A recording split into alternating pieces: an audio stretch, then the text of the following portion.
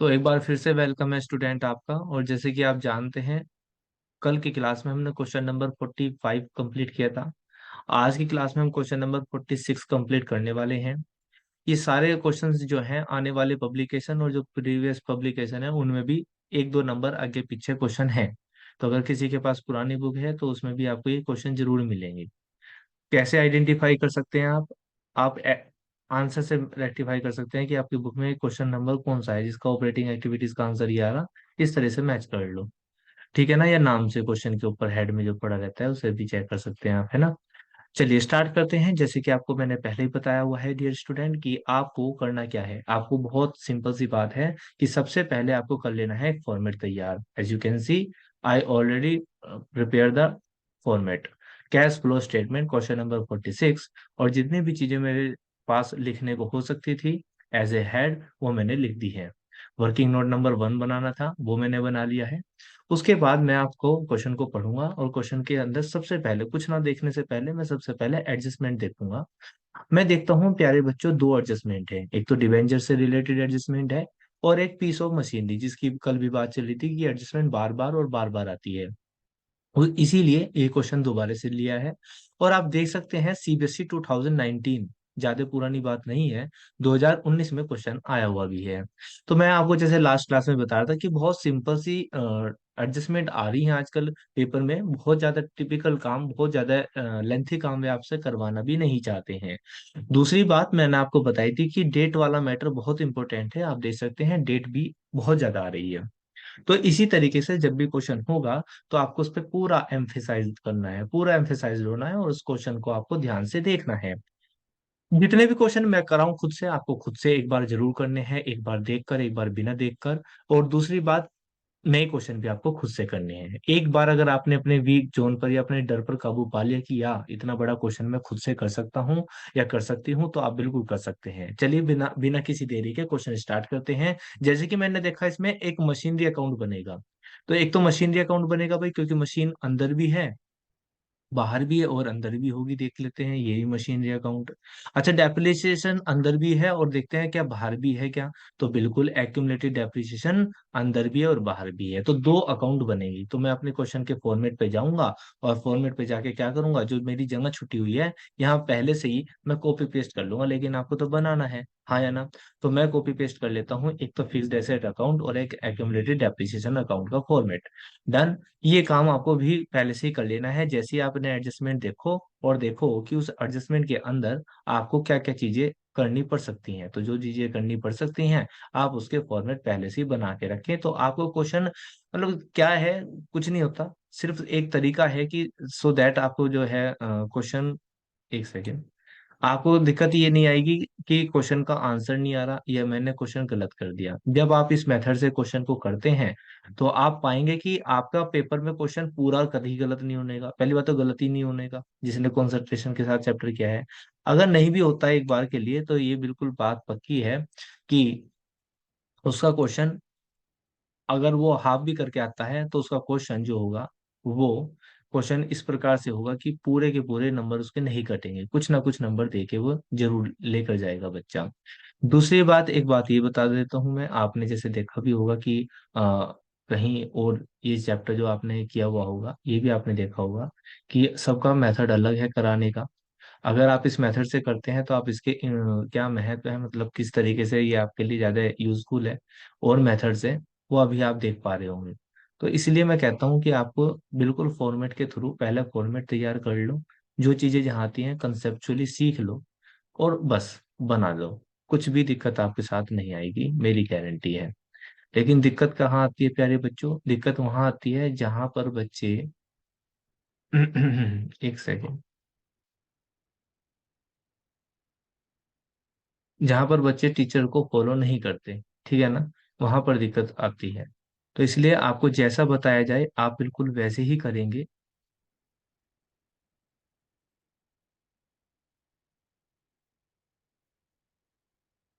लो जी, ये मेरा फॉर्मेट तैयार है प्यारे बच्चों, सब कुछ तैयार है। जो जो चीज इसके अंदर आने वाली थी या आ सकती थी वो मेरी चीजें तैयार है। तो मैं सीधा क्वेश्चन की एडजस्टमेंट पे जाऊंगा और एडजस्टमेंट को करनी शुरू कर दूंगा। जैसे कि आप स्क्रीन पर देख पा रहे हैं, पहली एडजस्टमेंट डिबेंचर से रिलेटेड है। तो चलिए इसका ही खात्मा कर लेते हैं बिल्कुल अच्छे से, ठीक है ना। हमें कोई दिक्कत चाहिए नहीं बिल्कुल भी।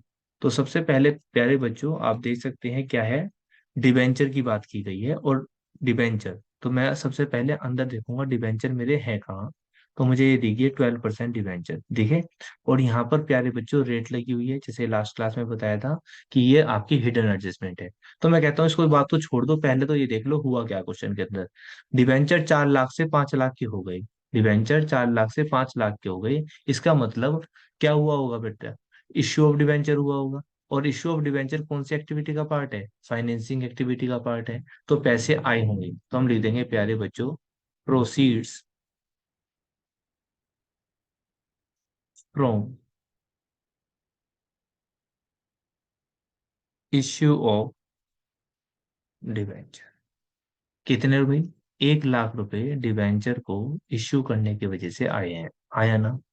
उसके बाद दूसरी बात देखते हैं प्यारे बच्चों, यहाँ पर हम, यहाँ पर 12% है। तो मैंने आपको बताया था कि 12% है तो इंटरेस्ट अगर कुछ ना बताए तो किस पे कैलकुलेट होगा प्यारे बच्चों, 4 लाख पर। हाँ या ना, याद है सभी बच्चे के। लेकिन क्योंकि इसमें डेट दी हुई है यस तो सर। ध्यान से रखना। तो मैं एक बार डेट पढ़ लेता हूँ, 2017 और 2018 दी हुई है मेरी बुक में। और देखते हैं नीचे क्या कहता है वो। नीचे कह रहा प्यारे बच्चों की जो 1 लाख डिबेंचर जो इशू हुए है ना, जो मैं एंट्री करके आ रहा हूँ, वो डिबेंचर इशू हुए थे ऑन 1 अप्रैल 2017 में। लॉजिक कर लो बात। ऑन 1 अप्रैल 2017 में देखो जी, 1 अप्रैल 2017 में, 1 अप्रैल 2017 में, ये रहा जी, 1 अप्रैल 2017, 1 अप्रैल 2017। क्या आप इस बात को समझ सकते हैं? अगर मैं नंबर लाइन के थ्रू समझाऊं, क्योंकि कल भी नंबर लाइन के थ्रू समझाया था, तो ये मेरा 1 अप्रैल 2017 है। और जो मेरा एंड है वो 31 मार्च 2018 है। ये साल के शुरुआत में 4 लाख रुपए पड़े थे, यानी कि यहाँ पर डिबेंचर मेरे पास कितने के थे प्यारे बच्चों, 4 लाख के। और बाद में आके ये कितने हो गए, 5 लाख के। ये बात सभी बच्चों को समझ में आती है। लेकिन ये 1 लाख कब बढ़े, उसने उसकी डेट दी। डेट क्या दी, 1 अप्रैल 2017। तो मुझे आप बता सकते हैं ये कहाँ बढ़े होंगे, कहीं बीच में बढ़े हैं या स्टार्टिंग में बढ़ गया है लास्ट में बढ़े, जल्दी से बताओ। Open your mic and you can tell me without hesitation. बताओ जल्दी से। सर स्टार्टिंग में ही। बिल्कुल स्टार्टिंग में, यानी कि 4 लाख से 5 लाख बिल्कुल साल के शुरुआत में ही हो गए थे। यानी कि यहाँ से लेके पूरे लास्ट तक 5 लाख रहे। देखो ना, जब कॉन्सेंट्रेट के साथ पढ़ते हैं तो चीजें आपके मुंह से खुद निकलती हैं और सही निकलती हैं। तो अब क्या किसी बच्चे को कंफ्यूजन है कि मैं इंटरेस्ट 5 लाख पे निकल लूं या 4 लाख पे? No sir. सर सबको पता है जब शुरुआत में 5 लाख हो गए थे तो 5 लाख पे निकल लो सर। तो ये फायदा होता है प्यारे बच्चों नंबर लाइन का।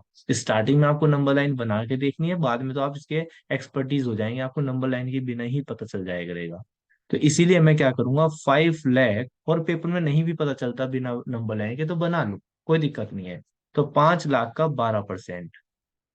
अच्छा क्या हो जाए, कुछ मंथ अपॉन 12 भी करना पड़ेगा? नहीं जी, पूरे साल का है। अगर जो पूरे साल का 12/12 भी करोगे तो एक ही आएगा, तो बात तो एक ही है। तो इससे अच्छा है ना ही करो, ठीक है ना। तो बात तो एक ही है। चलो इसको सोल्व कर लो, 2 जीरो से 2 जीरो कट गई, 12 पंजे 60, 1 2 3, यानी कितना आ गया जी, 60,000 आ गया ना।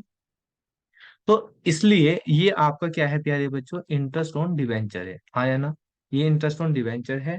तो आपको पता होना चाहिए कहाँ पर जाएगा। मैं इसको थोड़ा सा वहीं शो कर दूं ताकि अगर आप क्वेश्चन फ्यूचर में नोट करें तो आपको ये चीजें यहाँ पर मिल जाए। यहाँ पे स्पेस नहीं है, मैं थोड़ा सा स्पेस बढ़ा देता हूँ।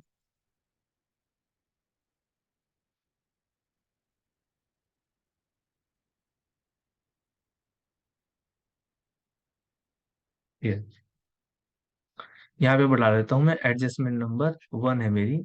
और मेरे डिवेंचर कितने के थे, 5 लाख के। 5 लाख का 12% मैंने निकाला, कितना आया, 60,000 रुपये। जो क्या है, इंटरेस्ट ऑन डिवेंचर है। आपको याद होना चाहिए कल की क्लास की वजह से, interest on debenture financing activities का पार्ट है। बिकॉज हम पे कर रहे हैं तो माइनस होगा, और ऑपरेटिंग एक्टिविटीज में क्या होगा, प्लस होगा। अब इन चीजों में मैं टाइम नहीं लूंगा, फटाफट क्वेश्चन को कराऊंगा। तो लो जी, मैंने लिख दिया यहाँ पे फटाफट, इंटरेस्ट ऑन डिवेंचर 60,000 रुपये, क्योंकि ये माइनस होगा, दैट्स वाई ब्रैकेट में। और इंटरेस्ट ऑन डिवेंचर यहाँ पर प्लस होगा 60,000 रुपये। तो बताओ जी, पहली एडजस्टमेंट किसी बच्चे के समझ में ना आई हो तो? उम्मीद करूंगा कि सभी को समझ में आई होगी। आ गई Yes, सर। sir. ठीक है। दूसरी एडजस्टमेंट है बेटा, during the year a piece of machinery costing 80,000 on which accumulated depreciation. हालांकि देखो, अगर आप बुक में देखेंगे तो सॉल्यूशन इन्होंने अकाउंट बना के दिखा रखी है, लेकिन मैं आलकस नहीं करूंगा, मैं खुद से बना के दिखाऊंगा। क्योंकि उससे होता क्या है, चीजें बच्चों को समझ में आती है कैसे हुआ है। मैं एग्जाम्पल में से पढ़ाने वाला टीचर नहीं हूँ। तो देखो, सबसे पहले क्या करेंगे, मशीन की बात की गई है तो मैं अंदर जाऊंगा और मशीन को ढूंढूंगा। तो मशीन का ओपनिंग बैलेंस ये, क्लोजिंग बैलेंस ये। तो मैं फटाफट मशीन अकाउंट को जहां मैंने बना रखा है उसको खोल लूंगा, और मशीन का ओपनिंग बैलेंस यहाँ पे लिख दूंगा। तो मशीन का ओपनिंग बैलेंस कितना था, जल्दी से बताओ मुझे। 26 लाख, है ना? और क्लोजिंग बैलेंस कितना है मशीन का भाई? शायद गलत हो गया ना, 20 लाख है शायद। बताया करो डियर। ओपनिंग बैलेंस तो 20 लाख है ना, 17 का। और क्लोजिंग बैलेंस 26 लाख है। उसके बाद एक्यूमुलेटेड डेप्रिसिएशन भी है क्योंकि इसमें, तो मैं एक्यूमुलेटेड डेप्रिसिएशन में भी लिख लेता हूँ वैल्यूज।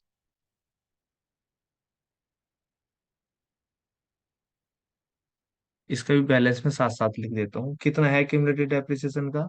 ओपनिंग बैलेंस है 1 लाख, और क्लोजिंग बैलेंस कितना है? 2 लाख। ये ब्रैकेट में है, इससे कोई मतलब नहीं है। यहाँ तक डन है। उसके बाद मैं Yes, एडजस्टमेंट में sir. आऊंगा। एडजस्टमेंट में क्या आऊंगा, और एडजस्टमेंट में क्या कहा है उसकी बात को ध्यान से सुनेंगे। During the year a piece of machinery, एक पीस ऑफ मशीनरी था जिसकी कॉस्टिंग कितने की है? 80,000 रुपए की। तो मैं यहाँ लिख दूंगा जिसकी कॉस्ट कितने की है? 80,000 की। उस पे डेप्रिसिएशन कितना क्या था भाई? डेप्रिसिएशन था ऑन विच 40,000। उस पे डेप था चालीस Sorry, हजार sir. रुपए का। तो यू नो वेरी वेल, इसको लेस कर देते हैं, तो ये कितने की बचेगी? 40,000 रुपए की। अब पता सीबीएसई ने क्वेश्चन कहाँ खेल रखा था, आपको मैं बता दूं। नोटबुक चेकिंग की जैसे हमने, तो हमने पाया बच्चे कहाँ गलती कर रहे थे।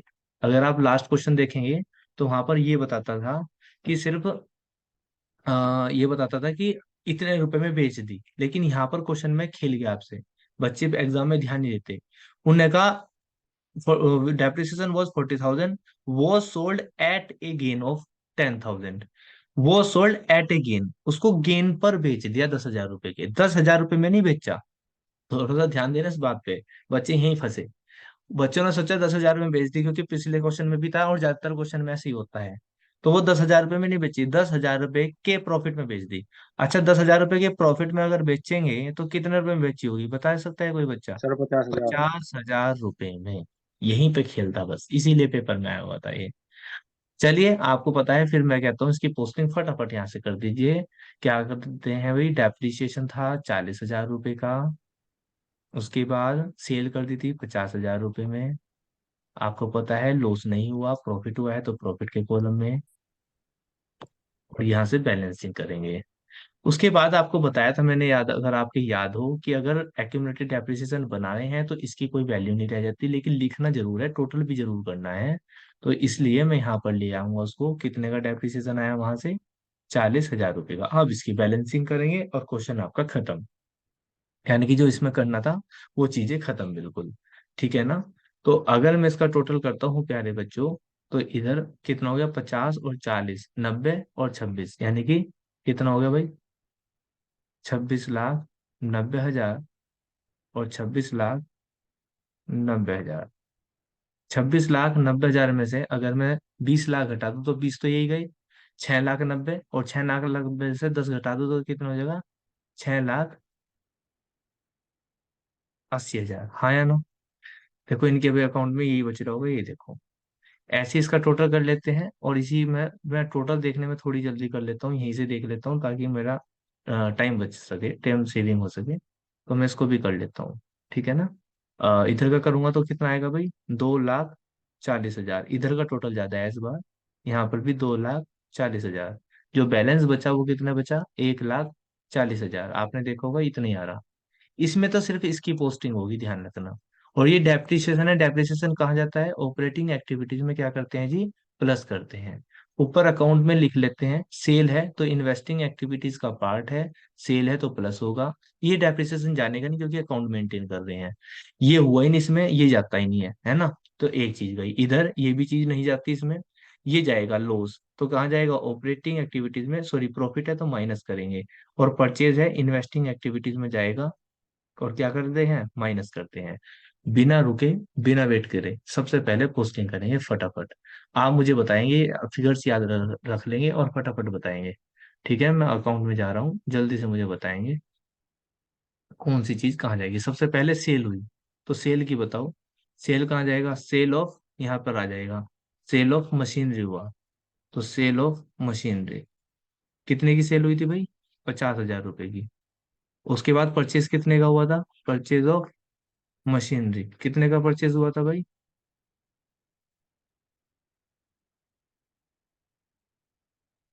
6,80,000 रुपये का। और इसको मैं क्या लिख लूंगा, ब्रैकेट में लिख लूंगा। इसके बाद डेप्रिसिएशन आया था, कितने का डेप्रिसिएशन आया था भाई, 1,40,000 रुपये का। फिगर याद नहीं हुई ना तुम्हारे, एक भी बच्चा नहीं बता रहा। और कुछ बचा,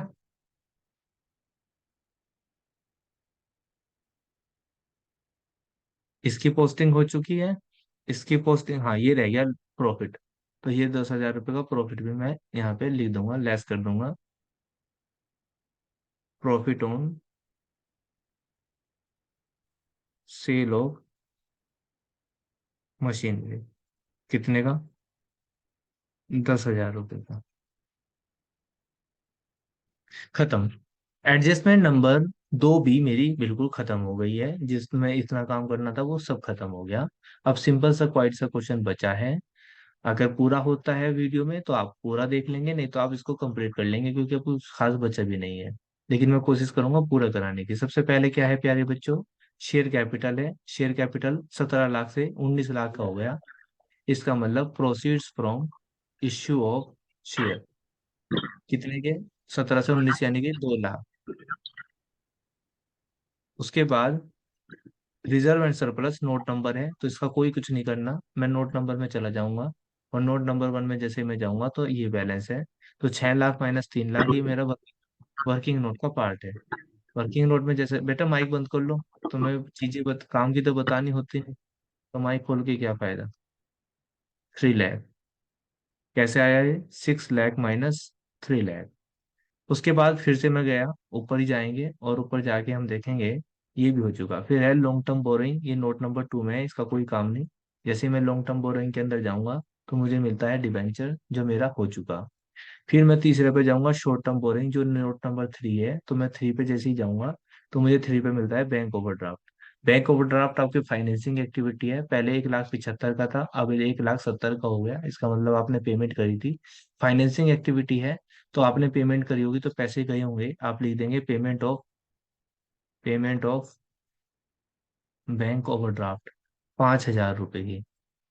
उसके बाद दोबारा से क्वेश्चन के अंदर आएंगे, और क्वेश्चन के अंदर जैसे ही आएंगे तो वापस से वहीं पहुंच जाएंगे जहां पर आप थे। अब आया short term provision. Short term provision चार, नोट नंबर 4 है। नोट नंबर 4 के अंदर जाऊंगा, जैसे कि मैंने आपको स्टार्टिंग से ही बता रहा हूँ, जब भी आप इसको करेंगे तो आपको एक ही चीज मिलेगी, क्या, प्रोविजन फॉर टैक्स। लेकिन नीचे एडजस्टमेंट में तो है नहीं, यानी कि दो ही अमाउंट है, सिर्फ दो अमाउंट है, प्रोविजन फॉर टैक्स की सिर्फ दो अमाउंट है। और आपको मैंने बहुत अच्छे से बता रखा, if two amounts are given तो आपको क्या करना होता है। ये प्रीवियस ईयर है प्यारे बच्चों, ये करंट ईयर है, ये पेड है, ये क्या है, पेड है, और ये क्या है, मेड है। तो आपको पता होना चाहिए पेड कहाँ जाएगा और मेड कहाँ जाएगा। तो पेड आपको पता होना चाहिए ऑपरेटिंग एक्टिविटीज में जाता है, और यहाँ पे लिखते हैं पेड। अमाउंट कितनी थी, 1,65,000 रुपये। तो 1,65,000 रुपये वो यहाँ पर आएगा और मैं माइनस कर दूंगा। और जो दूसरी अमाउंट कितने की थी, 2 लाख की, ये मेरा कहाँ जाएगा, वर्किंग नोट में जाएगा, प्रोविजन फॉर टैक्स के पास। ये रहा करंट ईयर का कितना, 2 लाख रुपए। इतनी तेजी से क्वेश्चन होना शुरू हो जाएगा जब आपको बेसिक कंसेप्ट क्लियर हो जाएगा। आगे चलें, आगे चलें तो पीछे ऊपर चलता हूँ मैं, और ये मेरा ये सारे के सारे हो गए लाइबिलिटी साइड। अब मैं एसेट साइड में आता हूँ। सबसे पहले plant and property equipment, note number 5। मैं नोट नंबर 5 को चेक करूंगा। नोट नंबर 5 को जैसे मैंने चेक करा तो मशीनरी और एक्यूमुलेटेड डेप्रिसिएशन है जो हो चुका, इसकी मुझे जरूरत नहीं है। उसके बाद मैं फिर ऊपर जाऊंगा और नोट ये देखूंगा इंटेंजिबल एसेट, इंटेंजिबल 6 नंबर का है, 6 नंबर पे जाऊंगा। और जैसे ही मैं 6 नंबर पे जाऊंगा तो उसके अंदर मुझे गुडविल मिलेगी। गुडविल 3 लाख से 2 लाख की हो गई। इसका मतलब मेरी वैल्यू बिजनेस की घट गई है। और जब घट गई है तो उस पर अमोर्टाइजेशन लगा। तो मैं लिख दूंगा प्यारे बच्चों, अमोर्टाइजेशन, आप पूरा लिख लेना। चलो मैं, अमोर्टाइजेशन ऑफ गुडविल कितने का प्यारे बच्चों? 1 लाख रुपए का। आप इनको वैल्यू को थोड़ा सा सुन के लिख लिया करें, मेरे लिखने में थोड़ा सा फर्क आता है। हो गया ये भी। ऊपर चलते हैं वापस से। जैसे ही ऊपर गया मैं तो ये मेरा हो चुका। फिर है नॉन करंट इन्वेस्टमेंट, पहले 2 लाख का था अब 3 लाख का हो गया। नाम से ही पता चलता है नॉन करंट इन्वेस्टमेंट, इसका मतलब इन्वेस्टिंग एक्टिविटीज का पार्ट है।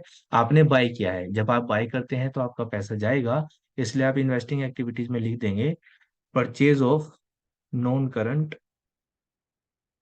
इन्वेस्टमेंट। हाँ या ना? कितने का था? 1 लाख का था ना भाई? तो इसको माइनस कर देंगे। आवाज आ रही है भाई मेरी? उसके बाद यस हम सर। जाएंगे करंट इन्वेस्टमेंट के पास। करंट इन्वेस्टमेंट है, इन्वेस्टमेंट है करंट इन्वेस्टमेंट, मैंने आपको बताया था ये कैश एंड कैश इक्विवेलेंट होता है। जब ये कैश एंड कैश इक्विवेलेंट होता है तो यहाँ पे मैं लिख दूंगा, और तो कुछ है नहीं, करंट इन्वेस्टमेंट। यहाँ पे मैं लिख दूंगा, इसके अंदर ये भी आता है, इसको लिख लिया करें, करंट इन्वेस्टमेंट। तो करंट इन्वेस्टमेंट जो मेरा प्यारे बच्चों है, बताएंगे ओपनिंग का कितने का था? 1 लाख कुछ का था, बताएगा कोई बच्चा? देखा हो, बुक हो गया आपके पास?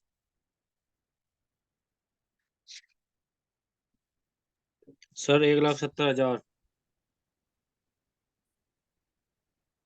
1,70,000 बिल्कुल सही है। 1,70,000 का था ये, सॉरी, ये वाला। ओपनिंग और क्लोजिंग कितने का था बेटा? 1,40,000। 1,40,000। खत्म, लगभग क्वेश्चन ही खत्म है। इन्वेंट्रीज है, इन्वेंट्रीज 1,30 से 2,60 की हो गई तो क्या हुआ, इंक्रीज या डिक्रीज? इंक्रीज हो गया sir, increase in current increase. Assets. तो यहाँ पे लिख दूंगा इंक्रीज, देखो जल्दी से कितने का हुआ increase, increase in inventories. Sir कितने का एक हुआ लाख तीस इन्वेंट्री? हजार 1,30,000 का पक्का ना? Yes sir. ठीक है, इसको हम यहाँ ब्रैकेट में लिख देंगे। उसके बाद क्या हुआ भाई, cash and cash equivalent, opening 40 का क्लोजिंग 70 का। ओपनिंग 40 का, cash and cash equivalent opening 40 का और क्लोजिंग 70 का। 70। खत्म क्वेश्चन। इसका मैं टोटल कर दूंगा तो 7 नहीं 24, 2,10,000। ये तो मेरा आया 2,10,000। ये भी मेरा 2,10,000 ही आना चाहिए जब मैं इसमें ये जोड़ दूंगा नेट इंक्रीज और डिक्रीज। चलिए क्वेश्चन को करते हैं। सबसे पहले हम जाते हैं नोट नंबर में। नोट नंबर 1 में मेरे पास और तो कुछ है नहीं, तो मैं इनका ही टोटल कर दूंगा। 3 और 2 कितना हो गया भाई? 5 लाख रुपए। 5 लाख हो गया, माइनस का कुछ नहीं है तो ये 5 लाख ही आ गया। 5 लाख आ गया तो मैं सबसे पहले अपने फ्रंट पेज पे यहाँ पे लिख दूंगा 5 लाख रुपीज। ठीक है जी। चलिए जी, 5 लाख यस और सर। 5,60,000 और 1,40,000 ये हो गए बेटा आपके 7 लाख। 7 लाख और 1 लाख ये कितने हो गए? 8 लाख। 8 लाख में से 10,000 जाएंगे तो कितने बच जाएंगे भाई? 7,90,000। 7,90,000 तो ये बच गए। उसके बाद ऐड करने का कुछ है नहीं, माइनस करने का है। तो जब 7,90,000 रुपये में से प्यारे बच्चों 1,30,000 माइनस होंगे तो कितना बचेगा भाई? 6,60,000। 6,60,000 उसमें से भी आपके माइनस हो जाएंगे 1,65,000। तो कितने का बचेगा भाई? ये बचेगा आपका 95,000।4,95,000। यहाँ तक चीजें क्लियर है भाई सभी की? Yes sir. यस क्या सर। आंसर आ रहा है? 4,95,000 हमारा ये आ रहा है, ये बिल्कुल सही है। अब दूसरे का चेक करते हैं, इन्वेस्टिंग का। इन्वेस्टिंग में हमारा कितना आ रहा है? शिवम की बुक में क्वेश्चन नहीं है बेटा। कौन सी एडिशन यूज कर रहे हो? बिल्कुल 100% क्वेश्चन होगा, बस ऊपर नीचे हो सकता है, मुझे एडिशन बता देना। 100% होगा। 19 से पहले की बुक है तो नहीं होगा। 6,80,000 ये है प्यारे बच्चों, और 1 लाख ये है, 1 ही लाख थे ना। हाँ जी। तो 7,80,000 में से 5 लाख जाएंगे। 7,80,000 में से पाँच, 50,000, अच्छा। तो 7,30,000 बचेंगे माइनस के। ठीक है ना, माइनस के बचेंगे कितने? 2019। हाँ बेटा, अगर 19 है तो 19 में नहीं होगा ना, क्योंकि 19 के तो पेपर में ही आया ये, है ना। कोई बात नहीं, तुम स्क्रीनशॉट लेना जब वीडियो देखोगे, इसमें क्वेश्चन है, बहुत अच्छा क्वेश्चन है प्यारे बच्चे। तो ये आ गया हमारा कितना? ये आ गया 7,30,000 यूज हुआ, नेट कैश यूज हुआ, ध्यान रखना। 7,30,000 बिल्कुल सही आ रहा है, यूज हो रहा है। अब आते हैं फाइनेंसिंग एक्टिविटीज में प्यारे बच्चों। जैसे ही मैं फाइनेंसिंग एक्टिविटीज में आया तो मेरे प्लस के 2 लाख और 1 लाख कितने हो गए? 3 लाख। और माइनस के हो गए 6, 5, 10। तो 3 लाख में से प्यारे बच्चों मैं कितना माइनस कर दूं? 6, ये 5,000 है ना। हाँ, 65,000। तो ये मेरा आएगा 2,35,000। 2,35,000। लेकिन ये आंसर कैसा आएगा बताओ? ये आएगा प्लस में, क्योंकि प्लस के ज्यादा थे। अब मैं निकालूंगा बेटा नेट इंक्रीज और decrease in cash and cash equivalent, इसलिए तो कहता हूँ नई बुक यूज करो, तो इसमें इंक्रीज ही आएगा। इंक्रीज कैसा आएगा? मैं यहाँ करके दिखा देता हूँ, आपको करना नहीं होता यहाँ। पहले का आया 4,95,000, प्लस कर दूंगा मैं माइनस के 7,30,000, और प्लस कर दूंगा मैं 2,35,000। ठीक है ना। अब ये दोनों यस प्लस सर। वाले प्लस हो जाएंगे। 4,95,000, और माइनस कर दूंगा प्यारे बच्चों में 7,30,000। तो मेरा आ रहा no increase no decrease, zero आ रहा। यही आ रहा है क्या भाई इनका भी? जीरो आ रहा है मैं तो। हाँ, जीरो ही आएगा, क्योंकि ये इसका भी मैं टोटल करूँ क्लोजिंग का, 1,70,000 ही तो आ रहा है ना। 7,4,11, 2,10,000, और ये भी 2,10,000 ही था। हाँ बिल्कुल सही है। देखो ना, सेम है ये। मेरा नेट इंक्रीज डिक्रीज कितना आ रहा?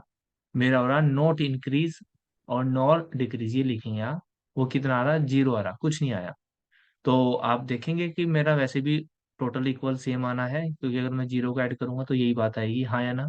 और एक बार आप आंसर में भी दे सकते हैं। तो यहाँ पे आ रहा है नेट इंक्रीज डिक्रीज इन नील। देखो नील आ रहा है, मेरा भी नील आ रहा है, जीरो ना लिखना, भी नील लिख देना, अच्छा रहेगा। और आप देख सकते हैं एग्जामिनर ऐसे क्वेश्चन डिजाइन कर देता है। तो बच्चे को लगता है क्या पता मेरा गलत हो गया हो, है ना। लेकिन ऐसा नहीं हुआ, बिल्कुल सही है।